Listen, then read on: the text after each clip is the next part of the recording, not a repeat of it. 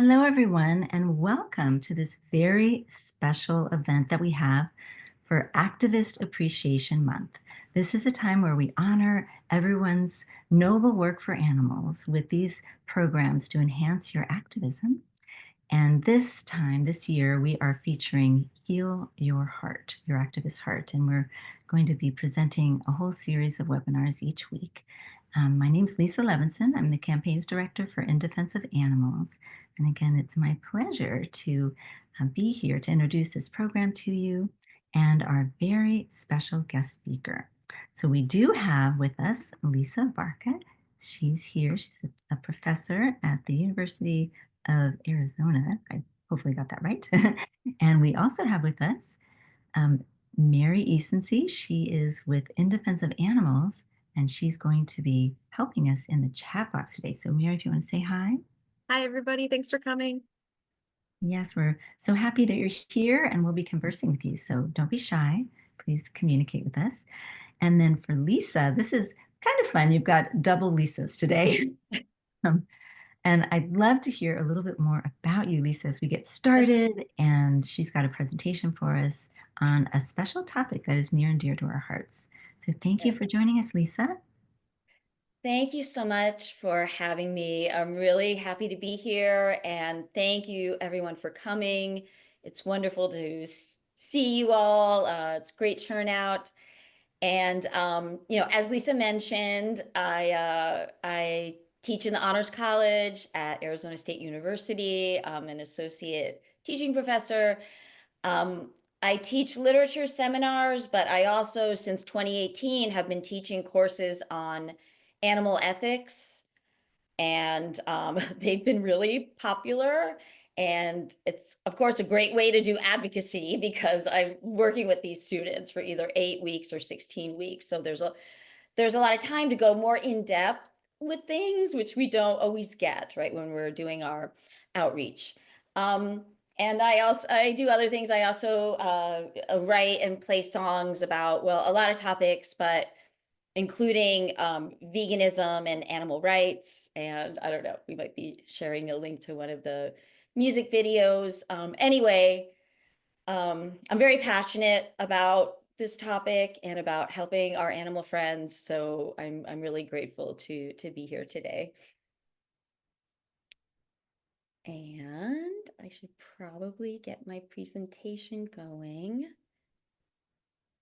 And here we go. Okay, can everyone see the screen okay? Yes. See the okay, awesome. Okay, so thank you so much for being here. The title of my talk, Understanding the Humane Myth, Speciesism, Capitalism, and the Misrepresentation of Animals. So a lot of us probably know maybe what the humane myth is. Perhaps we've heard in our activism things like, oops, why am I having trouble? Oh, okay. There we go. Like I get my, if we're trying to advocate for veganism, which of course we know is the absolute best thing that we can do if we care about animals, but we may hear objections like, well, I get my meat from a small local farm where they treat the animals well, or, I only buy the humane-certified stuff. So this, of course, adds an extra layer of challenge to our advocacy, which compounds just the general challenge, right, of trying to persuade people of the value of becoming vegan. So, and this whole humane myth thing it's not an accident. I'm just going to go back a little bit, in time to sort of where all of this started. So as I have up here on the screen, it's part of a sort of a step-by-step plan to sabotage the animal rights movement, which began with a PR representative retained by the Cattlemen's Association, one of the bigger meat industry associations in 1991, and has been ongoing. So it is designed to disrupt the efficacy of vegan activism. So again, I said 1991. Well, let's look what was going on then. Some of you may know of the incredible March for the Animals in 1990 in Washington, D.C. Some consider it to be a bit of like a peak in the history of the animal rights movement, you know, in the 20th century in the U.S. 60 to 70,000 estimated activists. This is huge. The movement had been gaining, the animal rights movement had been gaining favor and currency with the public during the 80s because of exposés and other ways that these horrible practices were being exposed. The public was starting to be on our side.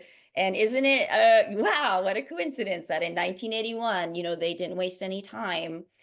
They start this strategy of, well, divide and conquer, first of all, to divide the movement, right, into different factions, and also to come up with ways to keep people eating meat and feeling okay about it, despite the awful things that they maybe, you know, have seen. So this quote is kind of chilling. You never know when a PR agency is being effective. You'll just find your views slowly shifting. Admitted by an industry representative themselves. And this is true, of course, of so many things, right? We have so much messaging of commercial messaging and ideological messaging of different types being thrown at us all the time. And that's kind of the idea, you know, to just drop things in so many places that they start to seem normal and people start to accept them. And if you do want to read more about the history of the rise of the humane myth, this is an excellent article by James Levesque, Invasion of the Movement Snatchers, on humanemyth.org. And also that book that I had in the last slide. Let me see if I can go back. In this slide, Toxic Sludge is Good for You, I should have mentioned. James Levesque draws a lot on this book, and this is the book where this Cattlemen's Association campaign, where its beginnings are outlined. So it's documented. Oh, why am I having trouble? Oh, okay, just wants me to click. There we go. Okay. So some ways that this has appeared in the culture that people may be familiar with is, you know, the beginning of Whole Foods, the second largest food retailer in the world, second only to Walmart. How comforting. Introduces its 5-step, you know, welfare rating in 2011. And this is a major thing that really helped to reinforce this idea of humane, right? That now people can select their level. How humane do I want my meat? Do I only want no cages, no crates, and no crowding? Of course, there's a million ways to get around these things, as you know, exposés of humane and organic farms have shown abundantly. Or do I really want to go all the way to entire life on the same farm, which doesn't really even sound all that great, right? Given the conditions on farms. So this was a kind of a big moment that made this idea catch on a lot. And then in media, we see a lot of like just odd stories in mainstream news, like this lovely pre-Thanksgiving piece in the New York Post, $200 for a designer turkey. If that doesn't scream objectification, I don't know what does. And it's just a cheerful little like human interest piece. It's rather disturbing, and then things like this thing on the left here, which was a multi-page spread with large, you know, color photos in the New York Times, placed in there. It would seem at a glance, it seems as if it's part of the editorial content of the New York Times. But of course, you know, as we can see, it's paid for by a big corporation. And it's all about like how humane this farm is, this Land O'Lakes farm is. And so this one is marked out as being, you know, sponsored by an industry corporation. because it's just so openly like support, like promoting Land O'Lakes. But a lot of content on this topic and others is just dropped. I'm sure many of you know this. It's just dropped into media in a way where it doesn't seem like there's no way you could tell that it's industry promoted, right? They just get content into regular news stories. This kind of stuff is really pervasive in the media in both obvious and less obvious ways. On the right here, we have, some of you may know, Kamas Davis, sort of, I guess, a diva of this like humane killing movement. I'm going to talk a little bit about her later, but NPR did, this whole interview with her. And yeah, I'm going to get to that later in the presentation. But we see a lot of these kinds of, promotions of these practices happening through major news outlets, I guess is one of the main points here. And as I mentioned, this humane myth can be viewed as, it's a backlash movement. It's a backlash against the animal rights movement. The movement disrupts the normalcy, right, of consuming animals, trying to persuade people to go vegan, and these new gimmicks come up, right, to sort of reposition meat as normal and most importantly ethical. The one positive thing to say about this that I want to make sure I remember to mention is that as harmful as the humane myth is to our movement, it does show on some level that people care, at least to some degree, about this, right? Because if they're persuaded by like, oh, this was raised humanely, even if it wasn't, I mean, it kind of shows that people care about this, and maybe they just don't have the full picture. They just don't have all the information, right, to see this as a ruse, basically, to keep promoting animal consumption, which continues to rise very disturbingly. It had gone down for a while, a bit in the 70s and 80s and 90s, but hopefully that will happen again. So again, these designations are so many of these labels: humane, cage-free, free-range, local, grass-fed. I mean, there's so many of them. So obviously there's sales pitches on particular products, but they're also part of a larger ideological apparatus. Again, we're seeing this. We're seeing this image. Even if someone doesn't buy the product, they're seeing this image of a slab of dead flesh with humane or some other like nice sounding thing on it, building up the mental association, like, oh yeah, we can do this in a nice way. And again, it becomes an alternative to veganism, right? I don't have to now, well, why do I need to go vegan if I have all this wonderful humane animal products to choose from, making our work for animals more challenging.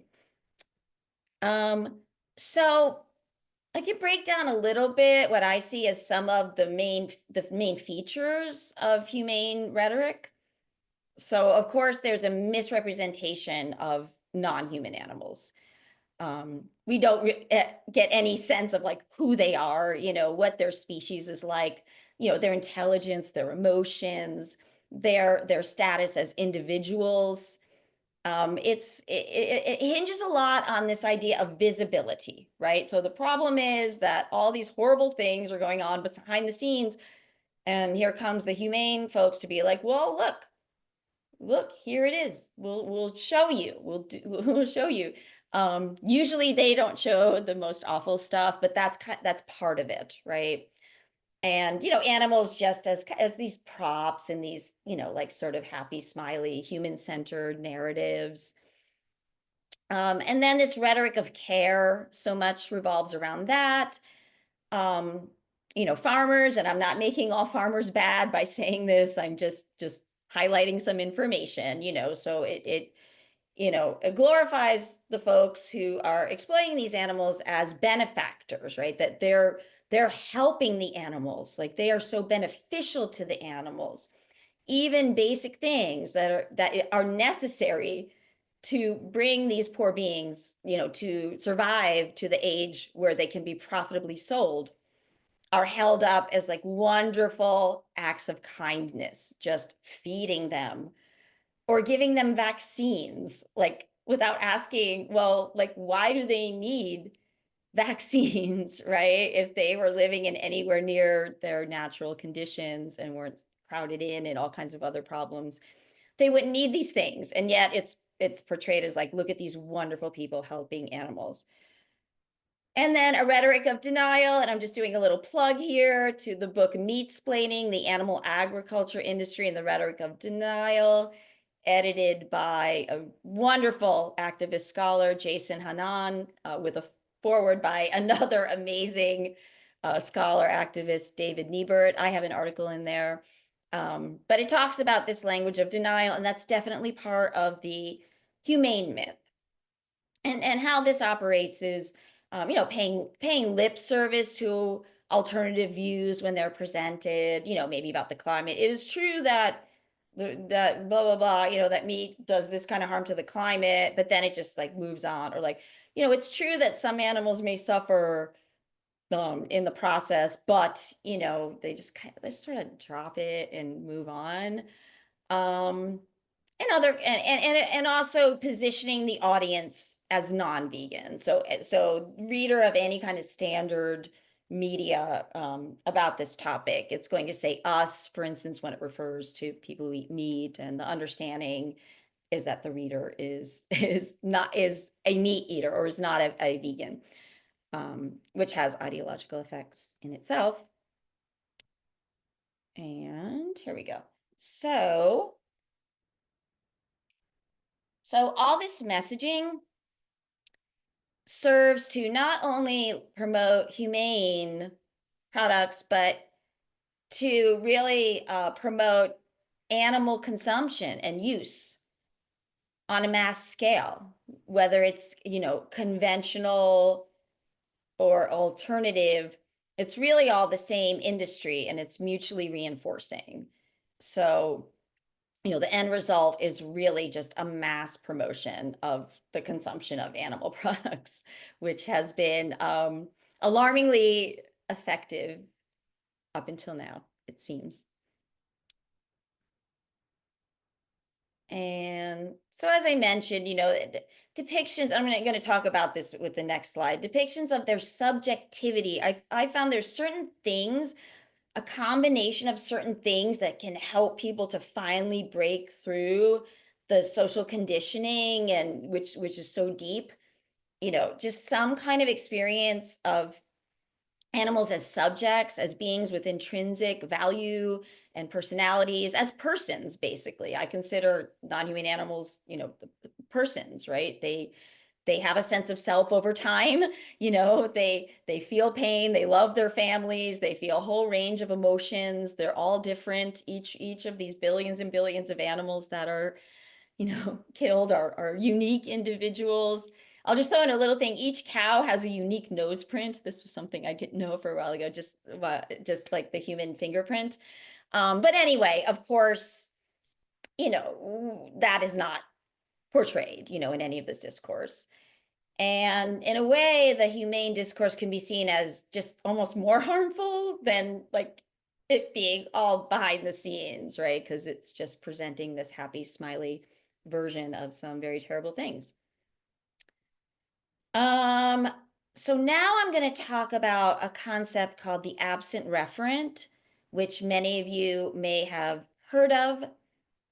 The term was coined by Carol Adams, an absolute, foundational figure really now in the movement. In her books, The Sexual Politics of Meat from 1990. So she refers to the absent referent as the erasure of animals' identities through the culturally reinforced denial that prevents people from connecting non-human animal-derived products with the beings that are killed or violated for those products. And to quote Adams, behind every meal of meat is an absence, the death of the animal whose place the meat takes. The absent referent is that which separates the meat eater from the animal and the animal from the end product.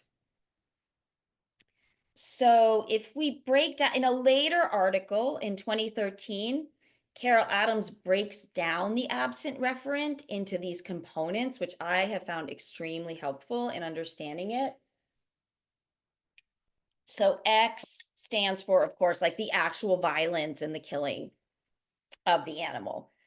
And then the Y piece is like how visible it is. Is it hidden from the public? Is it shown? That sort of thing. And then Z, another piece of the absent referent is the objectification. So it's kind of a worldview, an ideological perspective, right? Seeing animals as objects, referring to their remains as food parts, wings, ribs, so forth, so that they're not even really like talked about as animals. So with these three components of the absent referent, if we were to break this down in terms of how the locavore or humane whatever industry works, so for the X piece, that's the same. Obviously, they die. They all die. They all die much, much, much younger than what would be their natural lifespan, because people want to consume the tender flesh of younger animals, and only younger cows and chickens produce eggs and so forth. So that's going to be across the board. Objectification. It's really the same as the conventional meat products, the humane industry, as I'll show in some materials that I have coming up. What it's really hinging on, like I mentioned before, is this hiding versus visibility. So purporting to show animals and the processes behind, farming and killing them as a strategy of legitimization. Like, look, here we are, we're gonna show it to you. And so now I'm going to dive a little bit. My phone to check while I'm doing on time. I'm going to look a little bit at some details of that article or that interview with Kamas Davis on NPR, just to show some examples of how some of these some of this propaganda is expressed. So if you don't know, like I mentioned before, she's kind of, just a major figure in this like homesteading or locavore, humane meat movement. She used to be a food journalist and at some, highbrow publication, lost her job, and I guess found herself through controlling and killing other animals. Her book, Killing It in Education, I'm telling you, you don't have to get more than 5 pages into it, and I can't imagine how anybody could perceive what she describes as humane. And I'm going to show you some examples of that in just a couple of minutes. So here she is, I guess, ostensibly at home in her living room. Wow. So this is really like that Z piece of the absent referent. Like, it's just like these, these parts of this dead pig. So yeah, she's really something else. So here's the interview. Food writer becomes a butcher to better understand the value of meat. So we'll see what that entails. So here's a quote from the interview. I don't know if it's worth reading, me reading the whole thing aloud, but so anyway, the end part of it is a theory that she's developed over time through her own education, that the further we go, the better choices we make, and the more agency we have in changing that system that brings food to our table. When in fact, there really isn't any significant change. It's just the same thing in a different guise. And then Davis also says, I'm interested in a couple of things: how land is used to raise the animals that we eat for meat. I'm interested in whether those animals are allowed to be the animals that they are. They're allowed to eat what they're meant to eat. they're allowed to move about the way their bodies are supposed to, and that they're treated humanely. And that in and of itself, that phrase is debated quite a bit. So that is interesting to know. Now, let me give a content advisory. These are some passages from Camas Davis's book. There are a lot of these kinds of books. It has some graphic content. So if you think you might be sensitive to that, you know, if you want to just mute or tune out for like a couple of minutes, I just wanted to give a warning. But this is literally in one of the best-selling books about so-called humane animal farming. So she went to France to apprentice with this French family. I don't know why she had to go to France, but that's the story. So she was big. I didn't even know pigs could get that big. And although I could see for myself the astounding girth of her, I had no way of wrapping my head around the sheer physical reality of such a weight until the mechanical hand that lifted the dead old sow up out of the concrete bath of scalding water accidentally dropped her from 5 feet onto the hard, cold concrete floor. So this is an initial taste of humane here. Let's keep going. It wasn't a thud exactly, Davis writes. It was more of a ripple, a reverberating ripple of fat and skin and bone. Her heart was still in there too, though no longer beating. And then she talks about how these men go over, attempted to push her back into the mechanical hand. She's too big. This is so gruesome. And this is supposed to be humane.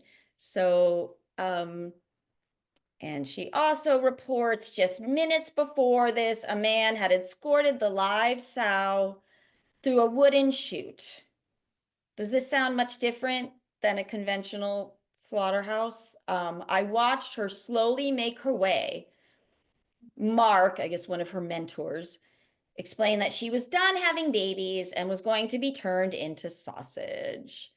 And then they put this apparatus on her head and she asked, are they going to play her music? So it's almost like just really making fun of this whole thing. Are they going to play her music? You know, and oh, she's done having babies, time to turn her into sausage. You know, it's just so crass, among other things. And oh my goodness. Then the man pressed a button, which sent a quick electrical current coursing through the headphones and into the skin and the subcutaneous fat and the bone and then the brain of the 700-pound mama, who dropped to the floor and began convulsing. That makes her senseless to pain, Mark conveniently told Kate, the translator.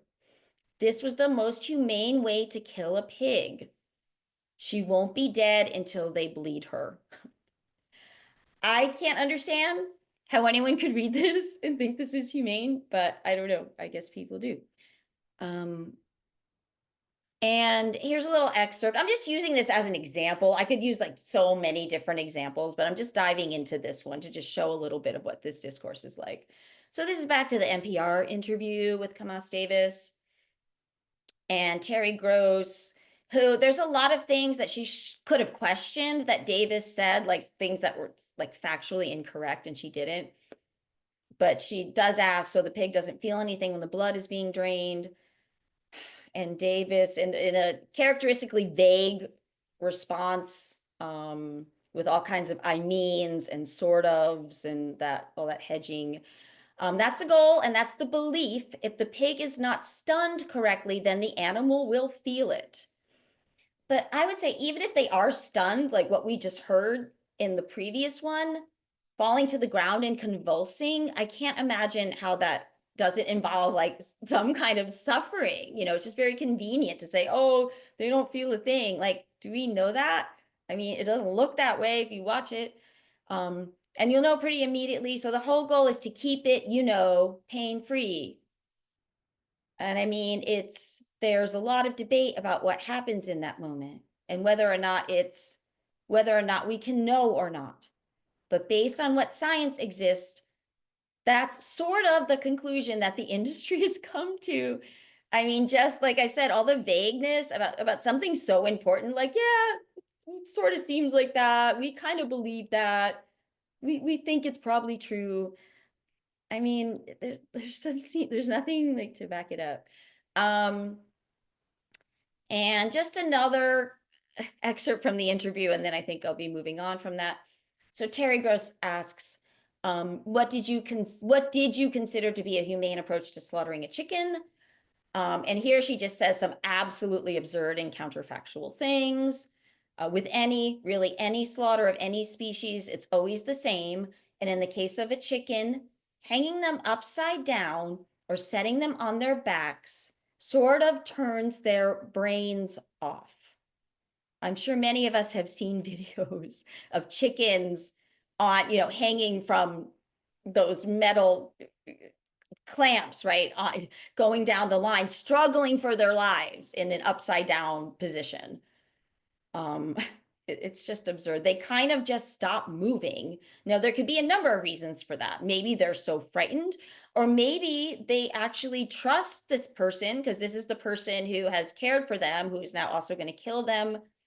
And they just have sort of these reptilian brains that respond to that in a way that they just sort of calm down and don't want to move anymore. And I know many people here have probably spent a lot of time around chickens and other animals and can just see how absurd these claims are. That's the first step in getting them comfortable. Yeah.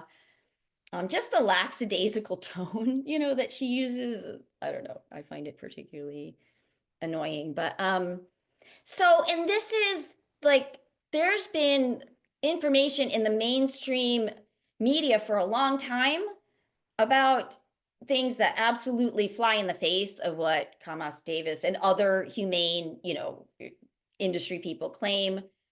Look at this, 2017, Thinking by Lori Marino, amazing animal rights, cognitive ethologist, or, who studies animal consciousness. So there's really no excuse for these incorrect claims not to be called out.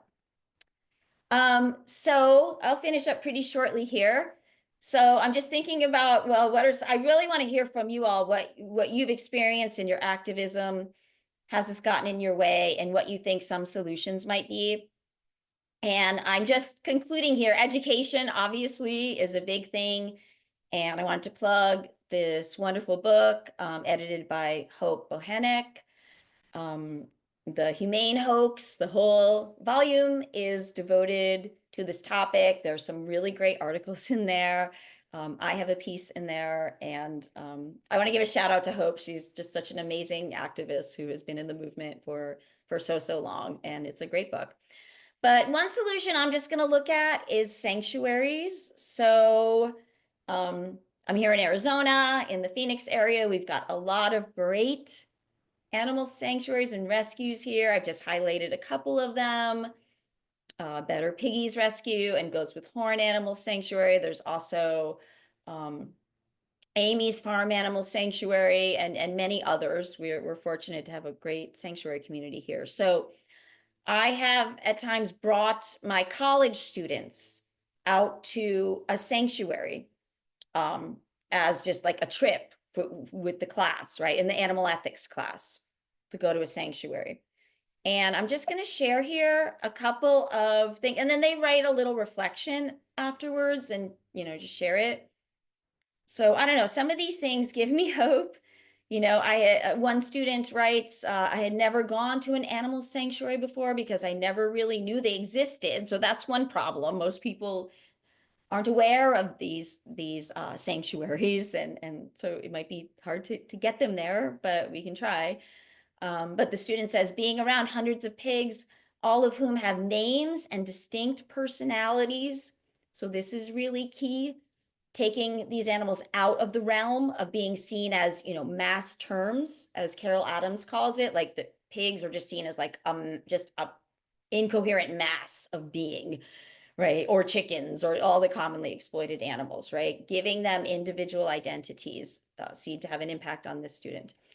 And made them realize that these animals are commodified and pushed out of consumers' visibility. Beyond the sanctuaries, it's so easy to eat bacon without feeling much guilt. However, after spending an hour looking into all of their eyes and petting them, it's very hard to rationalize it. So it really gives me some hope, to see young people writing something like this. I'll share one more, and then we'll open things up for conversation. Another student says about this same field trip, the most fun part of going to this sanctuary was getting to see the baby piglets, since I had never really seen any in person before, and I had definitely never gotten to pet or play with them. Many of them were really curious and explorative. It reminded me a lot of the behavior that is associated with puppies. Getting a firsthand experience with pigs seems to make people realize that pigs do have feelings and emotions and do not want to feel pain. So someone who has had this kind of experience, I would think, would be very unlikely to be taken in, by the gimmicks or rhetorical tricks or misinformation propagated by the industry in general and the humane and locavore part of it in particular, I think. So I don't know how we're doing at time. I think at this point, I would love to just open it up and just hear what folks have to say. What's your experience been? How have you dealt with this? What do you think are some solutions, and so forth? Wonderful. Well, thank you so much, Lisa. This has been very enlightening. I really enjoyed the specific examples that you shared. And let me just say something about this photo. So this is me at a sanctuary, at Amy's Farm Animal Sanctuary, with a calf called Adorable, who has since grown into a very large boy. But he was rescued from a certified organic humane farm in the area, and he was just dumped on the side of the road by this farm. So just to say, okay. Anyway.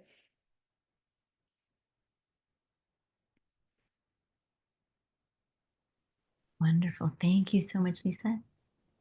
If you could stop the screen share Oh, sure. on your end, that would be great. Okay. Thank you so much. Thanks. Really appreciate it. So we have Mary, who's been chatting with everyone in the chat box, and she's going to field some of the questions for you. Yeah. We got a few questions, 3 right now. So, the first one that came up was, do you think our government is not telling us just how bad bird flu is to not collapse the chicken farmers and other bird farmers? Yes, yes, I think so. Obviously, there have been a lot of these periodic outbreaks of zoonotic diseases, and that is terrible for the industry, of course. They have to do all this damage control until the next one happens. And so, and because these industries are so moneyed, and honestly, so many industry executives are in on the government agencies that are supposed to be moderating this stuff, like the FDA, and is full of meat industry executives, right? So yes, I think that absolutely, until it becomes so obvious that it has to be admitted, they will downplay it, I would think.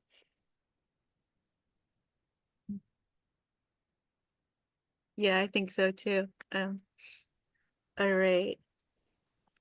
So the next question that came up was, have you thought about reaching out to NPR and counterpoint this misconception of humane farming?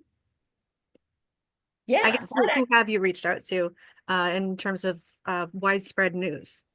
yeah, that's actually a really good question. And I have done some reaching out, but you know what? I haven't reached out to NPR, and you're kind of pointing this out. And I think that would be a really important and valuable thing for me to do.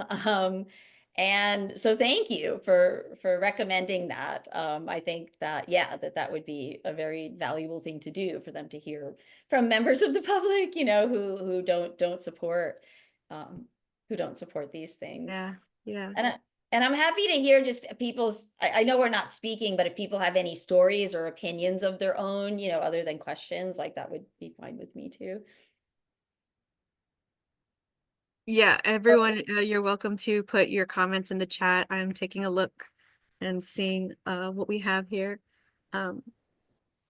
Here's a question. It says, when people say, if we all stopped eating meat, what would happen to all the animals? Who will care for them, et cetera, et cetera?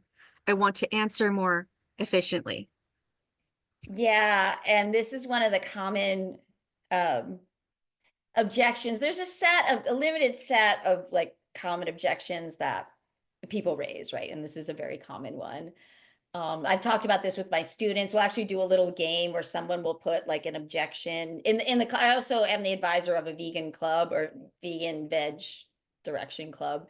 And we play a little game where we put a certain objection on a piece of paper, crumple them up, and then someone has to read someone else's. And this one comes up a lot. So the question is, if everyone went vegan, what would happen to all these animals? So a few things. Not the most important is that, you know, the world isn't going to suddenly become vegan overnight. Like that's just not going to happen, right? But that's not the most important thing. Some of the most important things to note would be that the only reason we have so many billions and billions of these animals is because they are being forcibly bred in order to be killed as babies for the meat industry. They're way beyond anything resembling a natural population. You know, the biomass of planet Earth, you know, humans and their domesticated animals, even at the beginning of the last century, you know, took up a fairly small portion of the biomass on the planet. Humans and our domesticated animals now take up well over 90% of the entire biomass on the planet. And it's not because they're just going wild like breeding.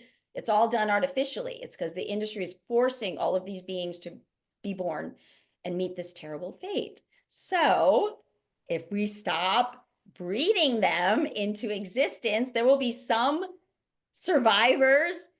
And with all that land freed up, right? Because we haven't even talked about how much land, you know, about 45% of the ice-free land on planet Earth is used by animal agriculture. Well, if we can repurpose that as sanctuaries to give refuge to the survivors of this, you know, awful episode in human history, I think we'd be good. Does that answer the, is that? It does. It does answer the question. I Yeah. think Yeah. this is something we talk about a lot too. I've talked about it with Leah, our IDA campaigner for farmed animals or animals who suffer from farms. Animals who are farmed, very unfortunately. And it's like, in order to end, like I come from a more STEM background, so I'm thinking more like systems wise. In order to end the current system that we have now, which is based on all of this processing, the feeding, taking care of the waste material, breeding, and all the activities that go into the creation of milk, cheese, dairy, eggs, meat, all of it. There's so much industrial things happen, so many steps, right? Yeah. And we can break down all of those steps and take a bunch of steps out if we go from growing all of their feed to instead be growing food that goes directly to humans instead of to an animal to make products to go to humans. So in the end, you use a fraction of the land.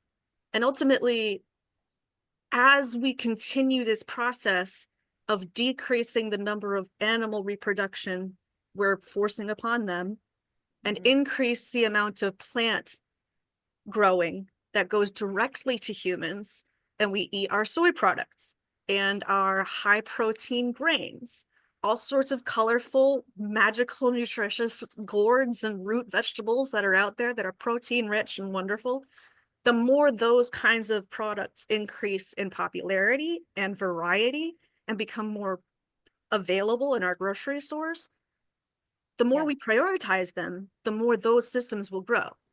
And those will become the industrialized things and systems that Yes. take over the market. And so we want the animal sections to diminish into obscurity, into the past, and no longer exist.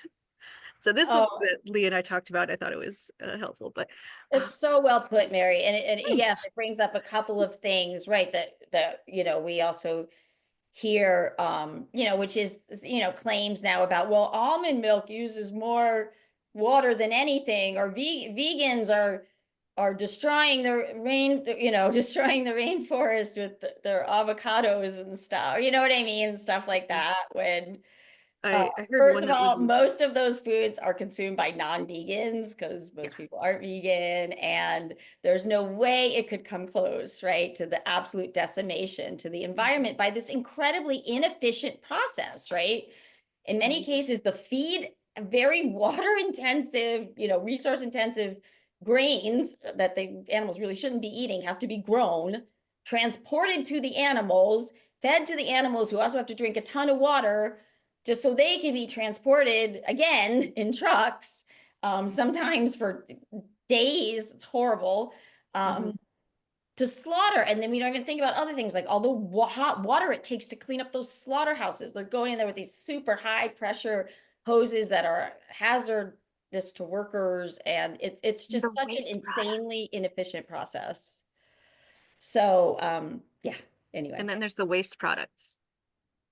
Yes, oh, speaking of the government, because that came up before, I'm sure many of you know, the meat industry has huge subsidies from the government, which deflates the price of animal products Mhm. drastically, and plant-based products don't have that same advantage. So that's another reason why people are like, oh, veganism is so expensive. Well, first of all, it doesn't have to be, and second of all, meat is so cheap because it's artificially deflated by our government. Tax money. Yes, It's yes, our tax exactly. money going into it, and I don't want my Yes, taxes to be going into it. So that's yes, kind of something I want to fight against too. I would really like yes. to. Yeah, I had a question that is also in the chat box. I think it might be interesting here. Can you describe how the USDA could be persuaded to subsidize plant-based producers, just as an idea? That is such a great question. I mean, that would be so amazing. Like that would really shift things. And I know that there are groups who are specifically working on that, right? On the subsidies, like trying to get the subsidies removed. I think that question may be outside my wheelhouse. I don't know exactly how you persuade, you know, an agency that's made up of many, meat industry representatives. Do you know what I mean? To stop this entrenched process, but it must be possible. And I don't know, Mary or Lisa, do you know? I'm trying to recall, like there are some groups that are specifically working on stuff like that, like the economic side of it and getting the subsidies removed. Um, but there are people working on that. I don't know if Yeah. I have an answer. I Oh, think that's someone, okay. what's that? That's all right. I thought it was an interesting question, so we'll see if we Yeah. can find I mean, anything. I think it's really, if that happened, it would be a huge game changer. So if anyone knows how, like, please do it. $1 million question there. Mhm. Yeah. So let's see, Mary, did you want to add any other questions that people might Yeah, have? we only have like 5 minutes, but a bunch of questions just came in through the chat. This is a question I actually got from my friend the other day. If no one ate or used animal products anymore, will this lead eventually to the extinction of domesticated animals? Because they can't Yeah, live in the wild. that's a very good and a very common question. So, I kind of talked about this a little bit ago. So, if people stopped eating animals, they would stop being unnaturally bred in huge numbers. The likelihood of them going extinct is pretty low, right? Because there are a lot of people who want to take care of them. And so the survivors of this horrible process, right, could be cared for on sanctuaries. So no, I don't see any reason to believe that they would go extinct. If anything, what we can do, geneticists, because they've been bred, all their survival characteristics have largely been bred out of them over a long period of time to make them more controllable and more edible. But you can reverse, breed them right back to the point where perhaps eventually the species could be rewilded, which would be amazing. So no, I don't see any reason why they would. There's so many of them; it's almost inconceivable that they could go entirely extinct. I feel like it would take a century or two Yeah, to even yeah, consider and that. and Like, and all us vegans are there, like we're gonna take care of them, like yeah, but they're good. ultimately, I think you're right in the sense that, they don't have any survival instincts anymore. Like, I don't know if you've ever tried to acquire, hens or like rescue hens or something, but the way that they tell you to acquire hens is to purchase chicks, and they send you Uh, the chicks in the mail in a oh, I know. box. And it's like, I feel it feels so wrong. It doesn't Don't feel even. right at all. And they have some hens that are for sitting on eggs, and they Mhm. have some hens that are for laying eggs. And it's like, how does that work? That doesn't seem right. So it's like No. the whole species is so convoluted and strange because we've bred them so oddly to become something just for food and eggs and not to be animals. It's disturbing that they have been forced into this existence. So Oh, absolutely. And yes, that whole backyard hen thing is so problematic when because like for instance, well, that they sex them, when they're just born, and the males get either put in a macerator or a big grinder or just in a paper bag, a plastic bag to suffocate. And when they send them through the mail, they always send more than have been ordered because the understanding is that some of them are going to die in transit. I can't even imagine what it'd be like to put in an envelope and go through the US mail, but yeah, yeah, it was that's very disturbing when I was reading what it about it is. back in the day. It is very disturbing. Um, as someone is saying here, subjectively, many vegans are okay with eradicating the domestication of animals, which is a little Mhm. oddly worded, but I wouldn't say Yeah. eradication so much as like gentle omission and I, release from reality. I want to ask if the yes, I think I want to ask if what the speaker is talking about includes like pets, like Mm, no pets and that sort of thing. Because there are some people who say we shouldn't even have pets. yeah, I have heard that. I mean, I don't know if that's what was the question of eradicating all It was domestication of oddly worded, Yeah, I but think it's Aoi, who's a friend, somebody I know, a friend of mine.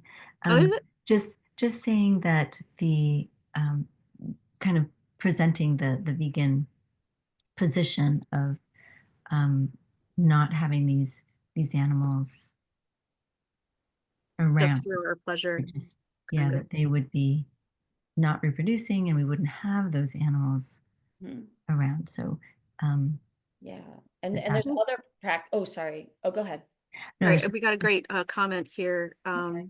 Chris says, we don't want them to go extinct, but we do want to stop having control over their Yes. lives. oh, Yes. that's And so beautiful. Thank you. finding, I think, a balance somewhere in there of making sure they have autonomy and they have, the freedom to choose in their lives is big. Because there's so many, I think, people who we're at 8. There's so many people who say that they are animal lovers, Mhm. but they don't necessarily give the animals that they are guarding a sense of autonomy and choice. And I feel like that's kind of where in defense of animals, we start saying, we want to give animals autonomy and choice. So one nice comment here that might help because we are close up this particular topic, and because we are heading towards the end of our time together, is that um, just that these animals will not be, reproducing, and that the ones who are around will be in sanctuaries, and in that way they won't be destructive to the environment. So we can still have Yeah. them live out their natural lives there Yes. until they have a peaceful passing, and then our environment will be back to the wild animals, the elk, the antelope, the other types of uh, ungulates and wild horses that live on these Mhm. grassy areas. Someday. Yeah. Yes, and like none of them are like inherently harmful to the environment, right? It's just when humans get involved and move them to a place where they're not supposed to be, or breed them to like, I don't know how much, like 1,000 times what their natural population should be. That's when it becomes a problem, they're not the problem. Right. Yeah. Well, thank you so much to Lisa for this Yeah. incredible presentation, just really delving deeper into the humane myth and what that means, and bringing in some of the celebrities of that trend to see what that is like and what's happening out there, and also to Mary for fielding our chat box, for communicating with everyone, and especially to everybody who's joined us today. We hope that this talk has given you some more insights and possibly even some more questions about this.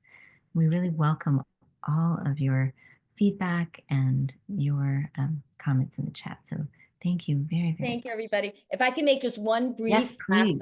so Please. as part of the vegan or the veg club at ASU that I've been advising since 2017, we have been working on a different horrible animal exploitation issue, which is the use of animals in so-called scientific testing.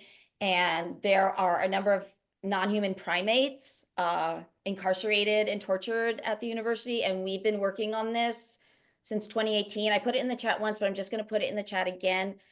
A petition that the students and I formulated to address the president of ASU to stop the well, we want them to stop the use of all animals, but non-human primates seems like low-hanging fruit. People don't know about it. When students find out, they're horrified. Like everyone's horrified about the monkeys. So if you did want to sign that petition, and we've done a whole letter writing campaign and everything with them. So hopefully we can get to the point where we can send those monkeys to the sanctuaries. Anyways, Thank you very much, Lisa. here That's so I'll just put the important. link one more time. Please do put the link, and we would Is actually that like to is that the right link? Oh, that looks like the wrong link. I'm sorry. Hang on. I hope that's not anything. Here, let me, Yeah, yeah. if you could send it, well, we would be Here, very. I think I have it now. Just give me. Thank you. We'd like to collaborate with you on that initiative, so we want to support Okay. that. Yeah, I put the wrong link in the chat. Don't open it because I'm not sure what it leads to. Okay. Here's the petition. Okay. Oh, thank you very much.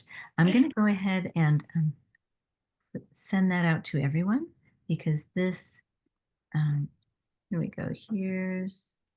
Oops, here's the link.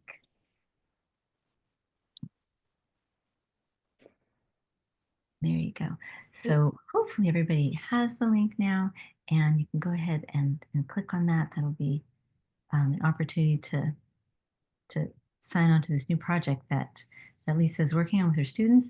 And you might see this again, because I think we'll reach out and do some collaboration for World Week for Animals in Laboratories, which is in April. Yes. And I saw Yeah. somebody saying we should collaborate at UMass. I put my email in there. It's probably also somewhere in the materials for this talk. Please feel free to reach out for me. Reach Yes. out to me because I want to, yeah, we want to step up this campaign for sure. Yeah, and we will also be sending out to everyone the replay link, along with some of these links that you can access later. So when you get the email thanking you for joining us, or for those of you who didn't get to join, you'll get an email, and that will include all the resources. So again, thank you everyone for joining us, and to Lisa for this really informative presentation. And I think this is a good way to start our Activist Appreciation Month for 2025. Thank you all so much. Have a wonderful evening, and we hope to see you at the next presentation next week. Okay, thanks so much, everybody. Thanks so much. Thank you.